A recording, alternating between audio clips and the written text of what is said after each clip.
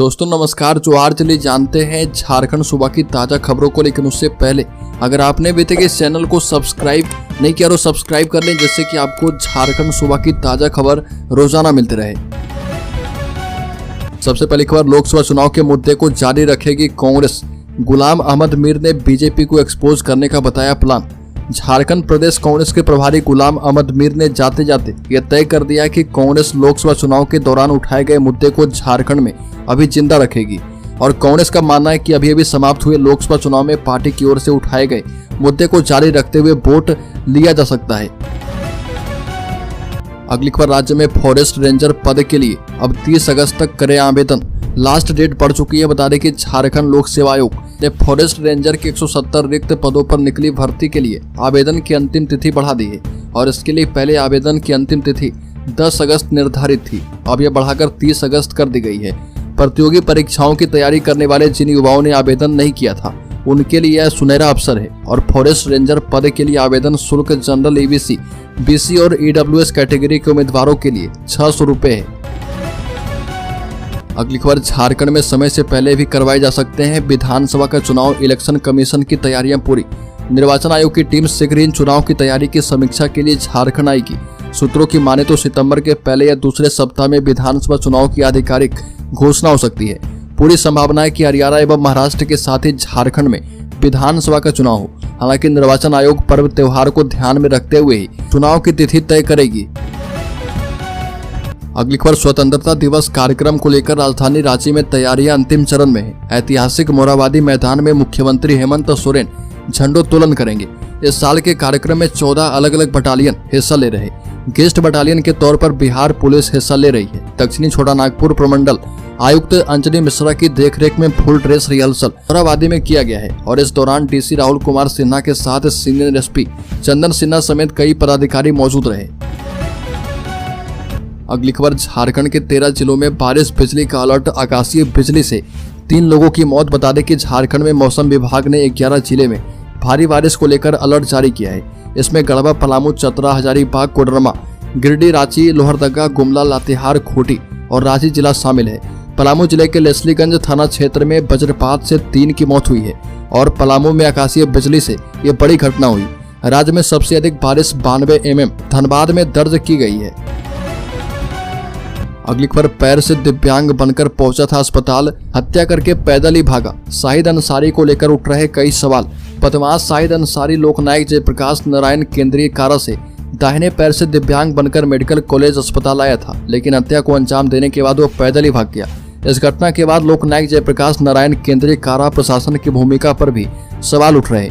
झारखंड के हजारीबाग के अस्पताल में शाहिद अंसारी एक पुलिसकर्मी की हत्या करके फरार हो जाता है। जेल में बुजुर्ग कैदी बीमार पड़े रहते हैं, लेकिन उन्हें अस्पताल में रेफर नहीं किया जाता है। प्रक्रिया के आड़ में कई ऐसे कैदी दम तोड़ देते हैं, लेकिन उनको रिम्स एम्स कहीं रेफर नहीं किया जाता है। लेकिन आजीवन कारावास की सजा काट रहे कैदी शाहिद अंसारी को रेफर किया गया। आखिर 14 दिन के लिए उसे किस परिस्थिति में रेफर किया गया था? वो 25 जुलाई को हजारीबाग मेडिकल कॉलेज अस्पताल के कैदी वार्ड में भर्ती हुआ था, लेकिन जेल प्रशासन ने उसकी सूद नहीं ली।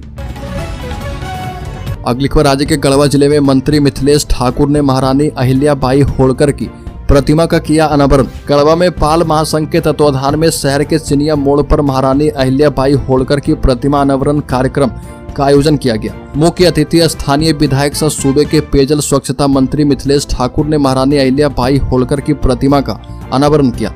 कार्यक्रम में पलामू प्रमंडल के तीनों जिले, छत्तीसगढ़, यूपी के सीमावर्ती जिले से पाल समाज के लोग उपस्थित हुए थे। मंत्री मिथिलेश ठाकुर ने अहिल्याबाई होलकर की प्रतिमा का अनावरण कार्यक्रम में कहा कि आज महारानी अहिल्याबाई होलकर जी की पुण्यतिथि भी है और हम सच्ची श्रद्धांजलि अर्पित करते हैं। अगली खबर, झारखंड के नेशनल रूरल हेल्थ मिशन घोटाले में धनबाद शहर में कई ठिकाने पर ईडी की रेड। बता दें कि ईडी ने झारखंड में national rural health mission NRHA में 12 साल पहले हुए घोटाले से जुड़े केस में धनबाद शहर के सरायढेला स्थित कोयला कारोबारी प्रमोद सिंह के आवास सहित कई ठिकाने पर एक बार फिर से छापेमारी की। इस दौरान कई दस्तावेज, बैंक अकाउंट्स के डिटेल्स, संपत्तियों के कागजात बरामद किए जाने की सूचना है।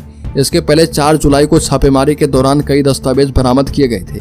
ईडी ने प्रमोद सिंह को 11 जुलाई को पूछताछ करने के लिए समन भेजा था, लेकिन वह हाजिर नहीं हुआ था और प्रमोद सिंह इस घोटाले का किंगपिन बताया जाता है।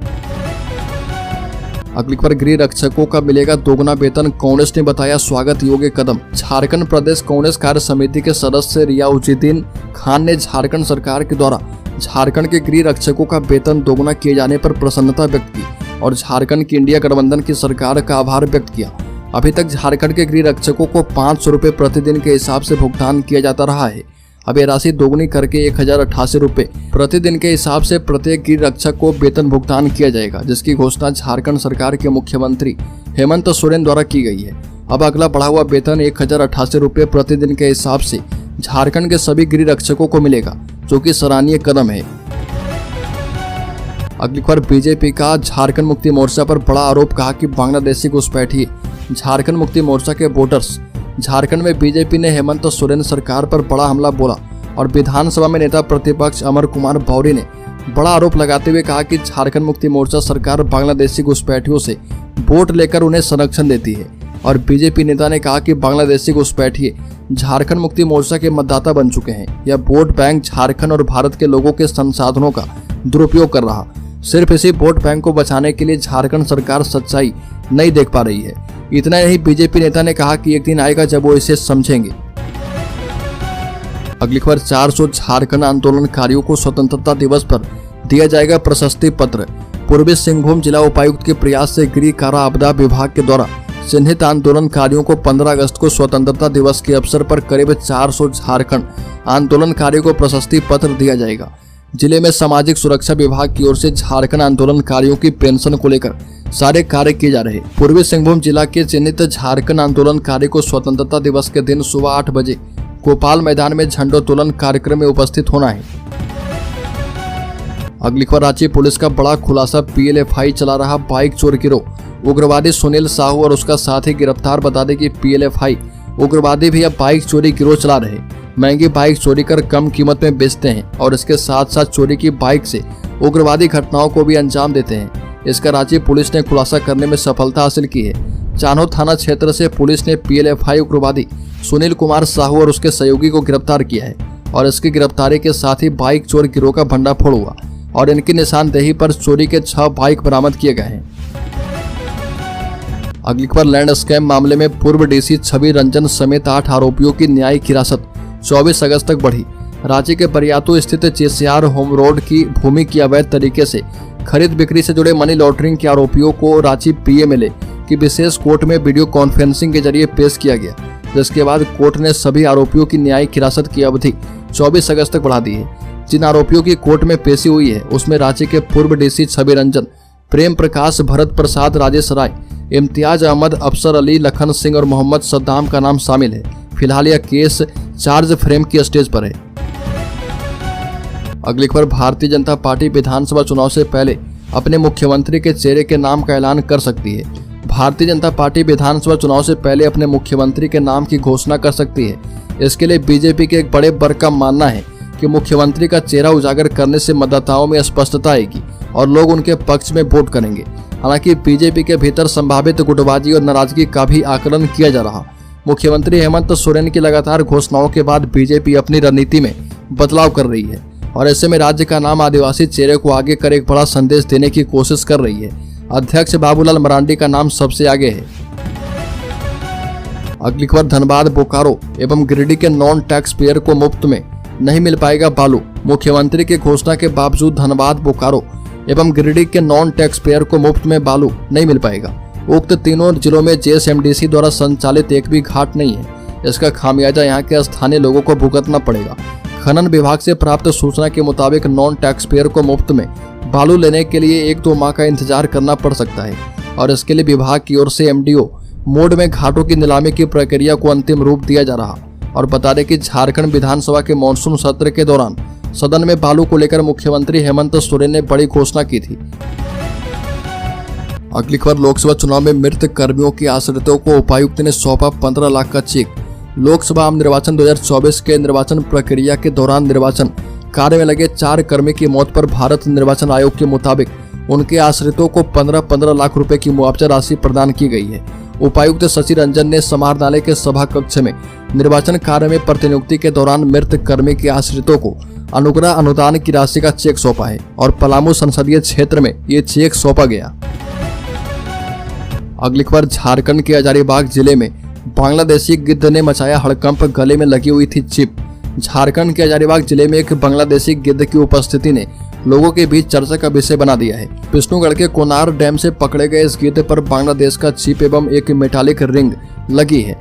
रिंग पर ढाका का नाम और नंबर अंकित है। गिद्ध को फिलहाल विष्णुगढ़ में सुरक्षित रखा गया है और इसके चिप एवं रिंग की जानकारी की जांच की जा रही है। बता दें कि यह गिद्ध लंबी यात्रा के बाद हजारीबाग पहुंचा और इसके चलते थकावट की वजह से बीमार हो गया है।